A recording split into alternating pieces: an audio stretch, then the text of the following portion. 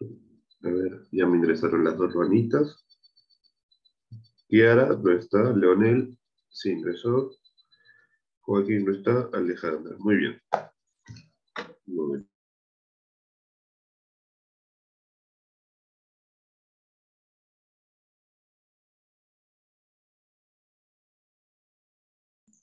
Listo, chicos. A ver, vamos a empezar, ¿de acuerdo? Buenos días con todos. Espero se encuentren bien. Al parecer lo que estamos compartiendo en general es el frío. No se preocupen, es normal. Estamos en esa etapa donde se extraña el calor, pero no lo suficiente. No sé si a ustedes les gusta mucho el calor, pero yo estoy ahorita tranquilo, ¿no? ¿Por qué? Porque cuando hace frío uno puede dormir más tiempo, ¿cierto? En cambio, cuando hace calor, ¿no? Ya te sofocas. El día de hoy vamos a hablar acerca de la adaptación de algunos seres vivos. Vamos a ver que los seres vivos, ¿no? De manera general, vamos a todos los seres vivos, ¿no? Van a tener que adaptarse a diferentes tipos de ambientes, ¿cierto? Así pueden ser los animales o también las plantas, ¿cierto? Si decimos de los animales, creo que ustedes sí lo pueden comprender con mucha facilidad, cómo los animales específicamente van a tener que adaptarse, ¿no? Es más, hemos visto, ¿no? Diferentes tipos de eh, formas en las que la vida ha podido cambiar, ¿no? Ha podido variar, se ha tenido que adaptar a un clima específico, ¿no? Uno de los ejemplos es la gran variedad de osos que tenemos. En el mundo hay muchos tipos de osos, ¿cierto? El oso negro, el oso pardo, el oso gris, el oso con anteojos, el oso polar, ¿no? Entre otros. Pero ¿por qué los osos son tan diferentes? Porque se han tenido que adaptar a un ambiente. Los felinos, los felinos, ¿qué tenemos? Jaguar, león, guepardo, chita, puma, entre otros, ¿no? ¿Por qué se han tenido que adaptar? ¿Por qué han tenido que cambiar? Porque si no, no pueden sobrevivir. Y vamos a ver que cada ser vivo, ¿no? Va a tener una adaptación específica respecto a lo que va a ingerir, o sea, respecto a su alimentación. También puede ser respecto al lugar donde vive, ¿no? También puede ser. Vamos a empezar entonces. El día de hoy les he traído un videito, ya que hace tiempo que no vemos ningún video. Entonces vamos a empezar, ¿de acuerdo? Luanita Chanca, tu cámara está desactivada, Luanita. ¿Listo? Empecemos. Primero me confirman si pueden escuchar, ¿de acuerdo? ¿Me escuchan? Sobrevivir es un... ¿Me escuchan?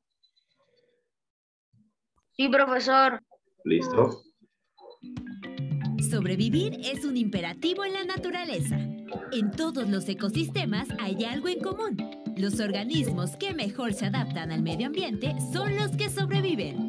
¿Sabías que los depredadores más grandes del mundo habitan en el océano y son los que mejor se han adaptado al medio ambiente?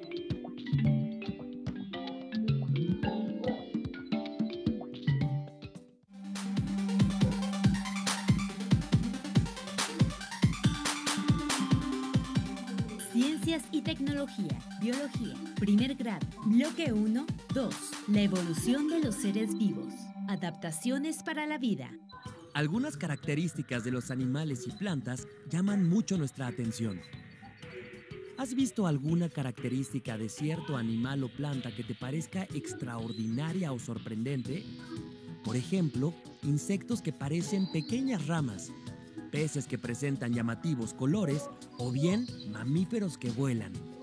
Según los biólogos, algunas de las características más sorprendentes de los organismos resultan de su proceso de adaptación. Pero, ¿qué es la adaptación? La adaptación es el proceso de acomodación de un organismo al medio que lo rodea y el resultado de la selección natural, ya que las características de adaptación se heredan. Por tanto, es el proceso mediante el cual los organismos adquieren mayores posibilidades para sobrevivir. El cachalote se ha adaptado a vivir en aguas frías y profundas, mientras que el oso polar habita en climas extremadamente fríos. Para que nos quede más claro, debo decirles que el oso polar se ha adaptado al clima frío gracias a un cambio fisiológico que evolutivamente le ha permitido tener una piel más gruesa y suficiente pelaje. Esta es una adaptación fisiológica sorprendente. Otro tipo de adaptación es la morfológica, la cual se relaciona con el hábitat en el que viven los organismos. Por ejemplo, los animales que viven debajo de la tierra han desarrollado una morfología particular para poder cavar y ver en la oscuridad. Aunque suelen ocultarse muy bien, seguramente has visto alguno. ¿Por qué crees que habitan en el subsuelo? Por su lado, los animales que viven en el agua presentan adaptaciones morfológicas que les permiten flotar, como es el caso de la vejiga natatoria. La vejiga natatoria es una estructura que se llena o vacía de aire y gracias a ella los peces pueden flotar, ascender o descender, según lo necesiten, para buscar alimento o refugio. ¿Qué otro tipo de adaptaciones morfológicas has visto? Observa y compara la lengua de las ranas. Aunque parecen iguales, presentan diferencias muy sutiles. Lo mismo ocurre con las aletas de los peces y las patas de las aves. Estas pequeñas diferencias son las que les permiten sobrevivir en sus hábitats naturales. Otro tipo de adaptaciones son las de comportamiento. Por ejemplo, aquellas que se desarrollan para la defensa o reproducción. Por ejemplo, muchos animales del desierto tienen hábitos nocturnos y durante el día se entierran en la arena para evitar la deshidratación por el intenso calor.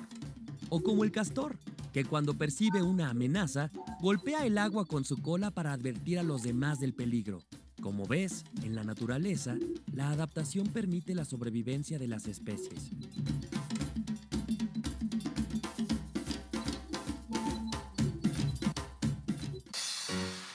¿Las personas podemos habitar en cualquier ecosistema?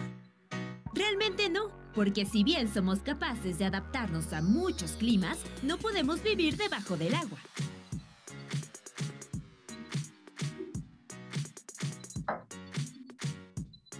Recordemos que a lo largo de millones de años, las especies hemos evolucionado y nos hemos adaptado a medio ambientes particulares. Gracias a ello, hoy en día se dice que la biodiversidad del planeta es exuberante, bella e increíble. ¿Cómo son los animales de tu región? Si los comparas con los que viven en un zoológico, ¿qué diferencias encuentras?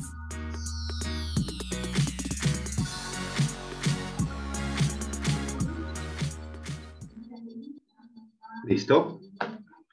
Muy bien. ¿Han podido ver lo que es este videíto? Sobrevivir es un imperativo en la Un momento. Está repitiendo. Lo han podido ver, ¿cierto? ¿Qué tal? Después de tiempo que vemos un video, ¿lo han podido entender? Bueno, la segunda sorpresa, no solamente hay un video, hay dos. Pero algunas ideas que podríamos rescatar. Hemos visto que hay tres tipos de adaptaciones. La fisiológica, morfológica y la conductual. La conductual no hay mucha ciencia. Tiene que ver con la conducta, ¿cierto? Ciertas especies han tenido que evolucionar, se han tenido que adaptar y han adoptado ciertas conductas que le han ayudado a sobrevivir. Por ejemplo, cuando hay grandes inundaciones, hay un tipo de hormiga que se unen entre todas las hormigas y forman pequeñas islas de hormigas. Hay otras hormigas que en vez de hacer islas, hacen grandes puentes utilizando sus propios cuerpos. Entre las abejas, no sé, o de repente ustedes ya habrán visto eso. Cuando hay el avispón gigante, pues no es avispón gigante cuando ataca una colmena de abejas japonesas, ¿no? ¿Cuál es la habilidad de estas abejitas? De que ellas ya saben que la mejor manera de defenderse es atacar todas en conjunto. Eso es una adaptación que ha tenido que pasar a lo largo del tiempo. No todas las abejas saben eso. ¿Mm? O sea, cuando hablamos de adaptación conductual, hablamos de la conducta, hablamos de las acciones de la especie. ¿De acuerdo? En cambio, cuando hablamos de características morfológicas, nos estamos refiriendo ya a aspectos que podríamos decir, ¿cómo los podríamos saber mencionar? La morfológica, y quiero que tú lo relaciones con la forma de las especies, a lo externo, la parte externa. Lo fisiológico es la parte interna, ¿de acuerdo? Por ejemplo, eh, el alacrán, ¿no? El alacrán tiene un aguijón, ¿sí? Ese aguijón ha tenido que adaptarse a lo largo del tiempo para que tenga una habilidad, poder, ¿no? Incrustar en lo que es el veneno. Eso es una adaptación morfológica, porque tiene que ver de algo externo. Está adaptado. Oh, perdón, esa es una adaptación fisiológica, porque está dentro de lo que es el alacrán como tal.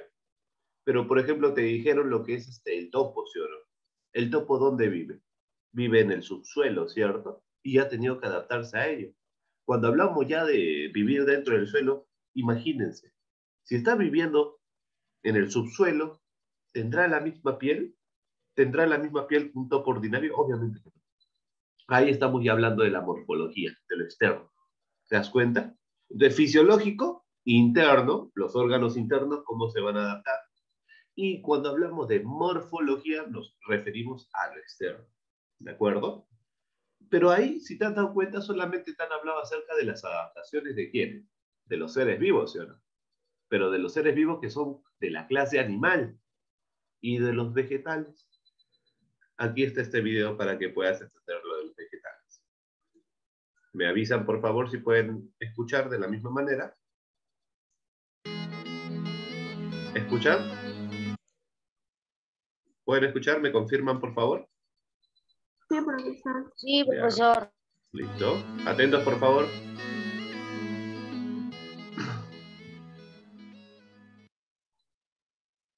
Los seres vivos han adquirido características especiales que les permiten sobrevivir satisfactoriamente en el medio ambiente que habitan. Estas características se denominan adaptaciones e incluyen la forma, el tamaño, el color del cuerpo y la presencia de espinas, garras o vellosidades, entre muchas otras. Las adaptaciones pueden ser estructuras y o comportamientos especiales que poseen los seres vivos. Aunque las plantas no se pueden desplazar, han adquirido adaptaciones que les permiten enfrentar situaciones de estrés como el calor, el frío, la falta de agua o la presencia de enemigos en su hábitat. Por ejemplo, las plantas como los pinos, que viven en zonas donde cae nieve, tienen sus hojas en forma de aguja. Esta adaptación impide que la nieve se acumule sobre ellas y evita que se quiebren las ramas. Las plantas del desierto, como los cactus, tienen un tallo grueso que les permite almacenar agua y sus hojas se han transformado en espinas para evitar la pérdida de este valioso líquido. Para sobrevivir a la escasez de agua, los cactus han desarrollado raíces muy largas que crecen hasta alcanzar grandes profundidades para conseguirla. Las plantas también poseen adaptaciones que les permiten sobrevivir en sitios fríos. Por ejemplo, los frailejones tienen sus hojas cubiertas de numerosas vellosidades que los protegen de las bajas temperaturas. Adicionalmente, las plantas han adquirido adaptaciones que les permiten sobrevivir en ambientes poco iluminados. Por ejemplo, las plantas que crecen en las partes bajas de los bosques o selvas presentan hojas muy grandes, con el propósito de tomar la mayor cantidad posible de luz. Las plantas que viven en ambientes acuáticos como la Victoria regia o el buchón de agua poseen en sus hojas o tallos cámaras de aire que les permite flotar en la superficie del agua. Para defenderse de sus predadores, los vegetales han desarrollado un arsenal de espinas y compuestos que le otorgan mal sabor a sus hojas y frutos, protegiéndolos de los animales herbívoros.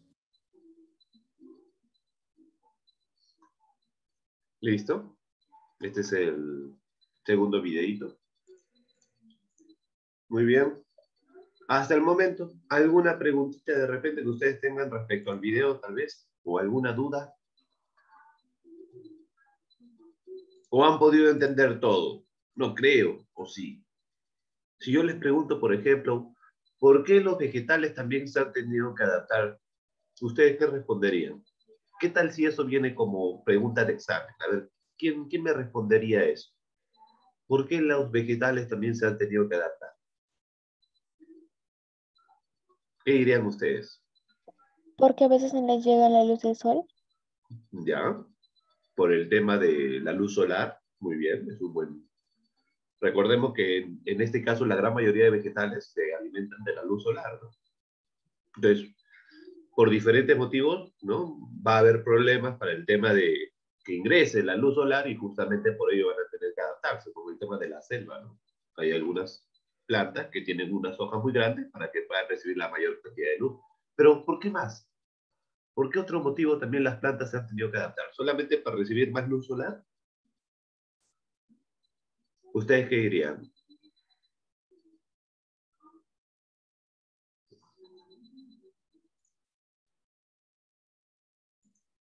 Los espero, tenemos todo el día, no hay problema. ¿Por qué otro motivo las plantas se han tenido que adaptar?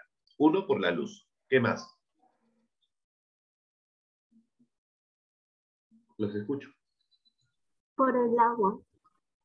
Por el agua. Por la falta de agua, profesor. Como por ejemplo, Luanita. El cactus. ¿Y cómo se ha adaptado el cactus respecto al agua? Sus raíces son enormes y cada día crecen y así buscan agua en la reserva. Sí, sí, tienes mucha razón, ¿no? La cualidad del cactus es que tiene raíces muy grandes y profundas para poder justamente encontrar lo que es agua, ¿no? Recordemos de que el agua, por más que no veamos agua en un territorio, no significa que no pase, sí pasa, pero tenemos que encontrarlo en el subsuelo. Pero también el detalle de las hojas, ¿sí o no? Respecto a cualquier planta, recuerden, cuando las plantas tienen muchas hojas, ¿cuál es el problema? Que vas a tener que alimentar a cada una de esas hojas, ¿sí o no? En cambio, en el desierto, donde el alimento es casi imposible de encontrar, y el agua prácticamente es como encontrar oro, ¿no? No se puede dar el lujo de poder, ¿no? Necesitar demasiada agua para vivir. Por eso es que el cactus, en vez de producir hojas como tal, va a producir espinas, ¿no? ¿Por qué? Porque en las espinas él ya no va a gastar agua o el poco líquido que va a tener. Y el segundo motivo, porque también esas espinas me va a ayudar como protección natural. Y así no es la única planta que va a poseer un tipo de protección. Hemos visto que hay protecciones respecto a vellosidades, para que algunas plantas puedan soportar el frío, ¿no? Hay otras plantas que han podido desarrollar cualidades para poder soportar demasiada humedad también, entre otros. ¿Alguna idea de repente que ustedes quieran compartir, chicos? ¿Alguna idea, alguna curiosidad que ustedes quieran compartir? Por ejemplo, el cachalote. ¿Ustedes han visto la película Jurassic Park? ¿Han visto la película Jurassic Park? Pero todas las películas. Porque hay una película donde supuestamente crean a un nuevo dinosaurio, ¿sí o no? Crean un nuevo dinosaurio. Y, si no me equivoco, más o menos así era, ¿no? Este nuevo dinosaurio escapa, ¿sí o no? No Se escapa. spoileé, profesor, no he visto la película, no spoileé. Ya, no voy a spoilear. El punto es que este nuevo dinosaurio, pues, nos acerca a lo que es el mar. No, ya ni siquiera es necesario esta parte, pero hay un dinosaurio que es del mar, ¿sí o no? Que siempre sale y, ¿no? Y tiene la peculiaridad de ser un dinosaurio muy impactante, ¿no? Porque es del mar, todo eso. Ya, ese dinosaurio es lo que hoy en día podríamos decir que ha evolucionado y se ha adaptado a lo que hoy en día es el cachalote. O sea, profesor, ¿aún existe ese dinosaurio? Podríamos decirlo que sí, pero en su evolución, que es el cachalote. Y recuerden, el cachalote es muy diferente a la ballena. ¿Por qué? Porque la ballena, ¿qué come? La ballena come krills, ¿no? Come krills, si no me equivoco, come plancton, ¿no? Seres microscópicos. No hay problema. Tú no tienes de qué asustarte, ¿cierto? Bueno, profe, no me come a mí. No come seres vivos. Y a la ballena no. Pero el cachalote sí. El cachalote, ¿qué te dijeron? Es una de las mejores especies que se ha podido adaptar. ¿Por qué? Porque el cachalote, primero, el cachalote no es un pez. El cachalote es un mamífero. Segundo, a ver, imagínense que este es el mar. Observen acá. Imagínense que todo este es el mar, ¿sí o no? ¿Tú alguna vez has ido a la piscina y has intentado irte hasta el fondo al menos de la piscina? Si lo has intentado, te darás cuenta de que cada vez que lo intentabas sentías una presión en los oídos, ¿sí? Sentías cómo se te taponeaban los oídos. Ya, pero eso es en una piscina de 2 metros máximo. Ahora imagínate hundirte no a 2 metros, sino a 70 metros. Profe. Dime. Profe, cuando yo tenía 7 años, yo ya me metía a piscinas de 2 metros y medio y no me pasaba nada. Está bien, pero yo me refiero a una piscina es un chiste, porque son 2 metros. ¿Qué es eso? No es nada. Pero Es profesor, una presión yo le hablo mínima. de, o sea, pero Ahora, profesor, yo le hablo de 2 metros y medio y no me pasó nada. O sea, de que sentí como si estuviese afuera de la piscina. ya está bien, está bien. Mira, por ejemplo, respecto a lo que me estás diciendo, 2 metros está bien, es una... Bueno, pues no, bueno. Pero calcula eso, en vez de 2 metros, imagínate hundirte 70 metros. O más, el cachalote se hunde a más metros todavía. A más metros. No, te mentiría si te digo ahorita a qué distancia se mete el cachalote en el mar. Te mentiría. Pero no es una distancia corta. ¿Por qué? Porque mira de qué se va a alimentar el cachalote. Se va a alimentar de grandes moluscos. Se va a alimentar de grandes calamares. ¿Te acuerdas de ese mito de los calamares gigantes? Ya. ¿Dónde lo van a encontrar? ¿Tú crees que lo van a encontrar en la parte donde hay luz? No. Lo van a encontrar en la parte del océano donde ya no llega ni siquiera la luz. Pues imagínate a qué presión. Calamares, ¿qué más? Pulpos. Y no te estoy hablando de esos pulpos que tú comes en tu cevichito, ¿no? Esos pulpos chiquititos. No. Te estoy hablando de esos pulpos que pueden medir más de 20 metros. Calamares que pueden medir 15 a 20 metros.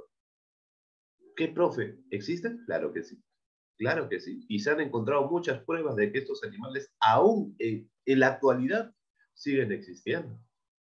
¿Te acuerdas de que cuando hablamos acerca de la llegada de los españoles para este continente, el principal problema eran los miedos, ¿sí o no? De pensar de que en el mar habían grandes, ¿no? Monstruos, criaturas que se iban a tumbar el mar. Ya, eso sí existe. Sí existe. Y hasta la actualidad existe. Pero el detalle es este. Este cachalote come carne, carne como tal. Y es un gran animal. ¿Tú crees que va a querer comer un pescadito, una truchita? No es suficiente. Este animal siempre va a tener que meterse hasta la profundidad para poder encontrar su alimento. Y esto es muy difícil, ¿sabes por qué? Porque cada vez que tú vas hundiéndote en el mar, la presión aumenta. Es más, si uno bota un carro al mar donde no hay límites, ese carro puede terminar siendo solamente una bolita de basura por la presión del agua. Así es. La presión hace que todo esto se comprima. Ahora imagínate un humano. Imagínate un humano. ¿Qué le pasaría al humano? Igualito. Una cosita se quedaría. Y la pregunta es, ¿por qué el cachalote no le pasa nada? Se ha adaptado. Mira, se ha adaptado a uno poder sumergirse en las profundidades, pero también se ha adaptado a qué? A que puede salir y puede seguir respirando como si nada. Y recuerda, es mamífero, mamífero. ¿Sabes también cuál es la peculiaridad? El cachalote para dar leche a la cría, no es que la cría como el ser humano se acerca al pezón, no, no, no. En el caso del cachalote, el cachalote no tiene labios, ¿cómo va a absorber la leche? No puede. Entonces, ¿cómo se alimenta, profe, si es mamífero? El cachalote, en la parte de los pezones de lo que es la hembra, bota la leche como si fuera un chiriguete. Y como la leche es tan grasosa, el cachalote lo puede recibir de manera directa. Claro, una proporción se va a perder en el agua, pero la gran cantidad va a quedar para la cría. Imagínate, ¿no? Imagínate. Ahora, ¿de qué va a depender la adaptación de los animales o cualquier ser vivo? De dos cosas. Primero, factores abióticos Y luego, factores bióticos. ¿Te acuerdas cuál era la diferencia entre Profesor, uno y otro? Dime, Joaquín. profesor, eh, Dime. eh, Te escucho. si yo no, o sea, ¿usted sabía que los pulpos pueden seguir vivos aunque le corten la cabeza y le corten los tentáculos? Claro. La cucaracha también, ¿no? La cucaracha, si no me equivoco, también puede vivir hasta una semana sin cabeza, ¿no? Y muere no por no tener cabeza, muere por no poder alimentarse. Curioso, ¿no? Curioso.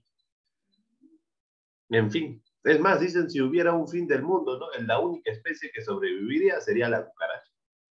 Sería la cucaracha. Qué cólera, ¿no? Ese insecto que tú tanto odias, pues, ¿no? Porque dices, no, lo voy a matar, y de repente vuela y pasa por tu lado, y te da cositas, ¿cierto? No sé si a usted le ha pasado, pero a mí me ha pasado cuando he visto cucaracha ¿no? En la pared. Lo quiero, pues, quemar, ¿no? Yo de niño, pues, todo quemaba, niño fuego me llamaban. Lo veía la cucaracha y la quería quemar con ¿no? Con mi velita. Y la cucaracha me voló por el costado, hasta ahorita no lo olvido. ¿Cómo ver esa cosa, no? Imagínate una cucaracha grande que te comienza a volar, ves su cuerpo y sus alas y pasa por tu oreja todavía. ¡Zum! En fin, en fin. Es más, hasta el ser humano se ha adaptado a diferentes climas. Yo te invito a que el día de hoy no te quedes con estas intrigas, ¿ah? Hoy, terminando la clase, búsquenlo en el YouTube. La tribu Bacuil. Es una tribu que se ha adaptado, no es así, Bacuil, no recuerdo muy bien, pero tribu que resiste la respiración bajo el agua. Puede resistir la respiración hasta 45 minutos bajo el agua y no tiene ningún problema. Puede meterse hasta 70 metros en el agua y no tienen ningún problema. Cuando lo normal, un ser humano puede meterse hasta ¿cuánto? 40, 30 metros nomás, con equipo y todo. Muchos nadadores han querido romper ese récord y lo han hecho, pero al momento de salir han perdido la vida por una insuficiente cantidad de oxígeno para el cuerpo, hipotermia. Y esta tribu, como si nada, 70 metros, va a pescar y pone los peces en su boca, imagínate. Y se ha investigado, pues, ¿por qué es que ellos sí pueden soportar bajo el agua tanto tiempo? Y han evolucionado en el tema del ADN. Sus células pueden, ¿cómo se llama? Pueden distribuir la cantidad del oxígeno a las partes más importantes, cerebro y órganos internos. Cuando ellos están bajo el agua, la cantidad de dióxido de carbono se reduce. Por eso no tienen problemas. Cuando ellos están bajo el agua, sus huesos se expanden. Por eso no hay problema. Y ellos desde muy niñitos ya están en el agua. Mira qué curioso. Y así como estas tribus, hay muchas tribus que se han adaptado a diferentes climas. Imagínate, seres humanos que resisten, que pueden soportar estar bajo el agua 45 minutos. ¿Tú cuánto resistes? Ni 2 minutitos, 3 minutitos. Agarras tu tina, le llenas de agua y piensas que puedes resistir mucho tiempo. Ya, imagínate, estar a 70 metros. La presión del agua, más la insuficiente cantidad de oxígeno, y aún así la gente puede entrar y salir y no tiene ningún problema en su cuerpo. Si al profesor Yair lo mandas a hacer eso, el profesor Yair ahí queda. Imagínate, imagínate. En fin, ojalá que para la próxima me diga, profe, lo busqué y lo encontré. Ojalá. Pero en fin, cuando hablamos de adaptaciones vamos a entender y vamos a considerar dos aspectos. Los aspectos abióticos y los aspectos bióticos. En pocas palabras, profesor, ponlo en la pantallita. A ver, tengo una... Lo voy a buscar para darte un nombre específico, ¿ya? Porque ahorita lo tengo así como idea. Pero lo voy a buscar y le voy a compartir, ¿de acuerdo? Para que lo puedan buscar. Factores abióticos y los factores bióticos. ¿Alguien recuerda la diferencia uno del otro? A ver, ¿quién recuerda? ¿Quién recuerda? ¿Qué es un factor abiótico o qué es un factor biótico? Recuerda, cuando tenemos una palabra difícil de recordar, ¿qué hacemos? La separamos, ¿sí o no? Abiótico con biótico. ¿Cuál se te hace más difícil de recordar o más fácil de recordar? ¿Biótico o abiótico? Por ejemplo, biótico, biótico. ¿Qué? Bio. ¿Qué significa bio? Vida, vida. Entonces, cuando te digo factores bióticos, ¿qué es? Factores que tienen vida. Y abiótico, cuando ves una palabra a antes de, ¿no?, la demás, ¿qué significa? La a significa sin. De factores abióticos, cuando, sin vida. Así es. Y dime, esto que tú estás viendo, ¿qué serán? ¿Factores abióticos o bióticos? Abióticos. Muy bien, abióticos porque no tienen vida. ¿Y ustedes recuerdan cómo nos damos cuenta que un ser tiene vida o no? ¿Te acuerdas? ¿Alguien se acuerda cómo podemos saber si un ser tiene vida o no? Por las funciones vitales, chicos. No te olvides de eso. No quiero que te olvides de eso por nada del mundo. Un ser tiene vida por lo que es sus funciones vitales. ¿Cuáles, profesor? 3. Reproducción, nutrición y relación. Si el ser se reproduce, tiene vida. Si el ser se nutre, tiene vida. Si el ser se relaciona con su ambiente, tiene vida. ¿Les parece bien para poder, ¿no?, entender cómo podemos diferenciar uno de otro? Sus funciones vitales. Yo les pregunto, ¿el agua se reproduce? Dígame, ¿el agua se reproduce? Yo junto una gota con otra gota y me sale un gotón, ¿algo así o cómo? No, no se puede. No se reproduce. ¿El agua se nutre? ¿El agua se nutre? No, El agua se relaciona con su ambiente. Si te das cuenta, el agua no anda. Profe, ¿quiénes sí se relacionan? Por ejemplo, un animal. Un zorro. Si al zorro lo mandas para lo que es la Antártida, ¿se va a relacionar? Sí se relaciona. ¿Cómo va a sí, cambiar su se va a pelaje? convertir en un cerro blanco. Ahí está. El pelaje le va a cambiar para adaptarse. ¿Sí o no? El felino, si tú mandas un felino a la selva, ¿en qué se va a convertir? ¿En un león? ¿Qué felinos encontramos en la selva? Pues el jaguar, ¿sí o no? La chita, ¿sí o no? Son diferentes. Mira, entonces se están adaptando. Se están adaptando. Dime, yo saco una piedra del cerro de donde vivo y lo llevo a la Antártida. ¿La piedra se va a adaptar a la Antártida? ¿Qué dicen?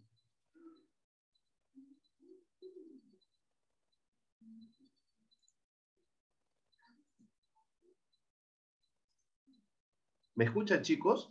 Porque creo que estoy haciendo clase para 3 alumnos, porque de ahí los demás brillan por su ausencia. O hasta 2, no, pero 3, ¿no? Alejandro al menos algo dice. Leonel, Luana Chanca, no sé, no sé. Pero en fin, esos son las funciones vitales con las cuales nosotros podemos darnos cuenta de qué ser vivo, qué ser puede tener vida o qué no.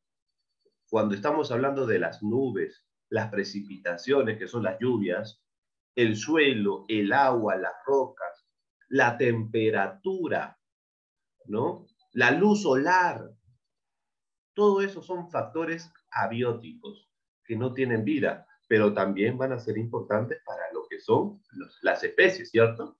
Son muy importantes.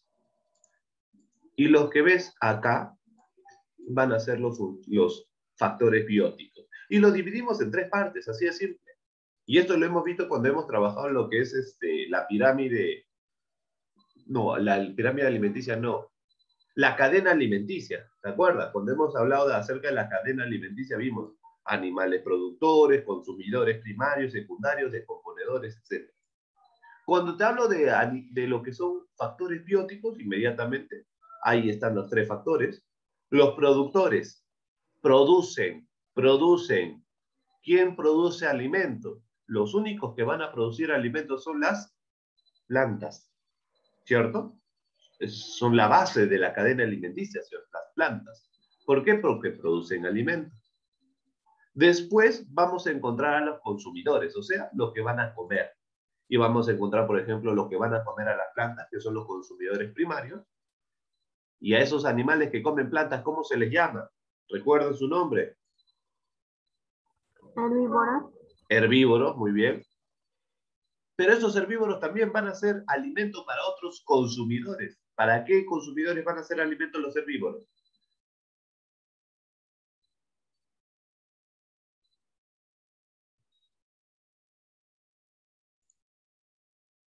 ¿Para qué animal va a ser alimento los animales que son herbívoros?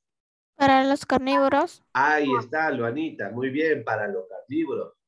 ¿Se dan cuenta de que sean herbívoros o carnívoros? Consumen, ¿sí o no? Por eso esos dos están dentro de los consumidores. Por último, los descomponedores, ¿quiénes son? Ya los que se van a encargar de descomponer lo que queda. Los restos que van a quedar, puede ser de repente animales muertos, puede ser también excremento, puede ser cualquier resto que puede dejar un ser vivo. Y estos, como por ejemplo lo que son puede ser, ¿no? Los hongos, ¿no? Las bacterias, ¿no? Los microorganismos que se van a encargar de descomponer estos tipos de seres, ¿de acuerdo? Muy bien, chicos. Ingresen, por favor, al mismo link para empezar a resolver las actividades. No demoren, por favor, ¿de acuerdo? Listo, los espero.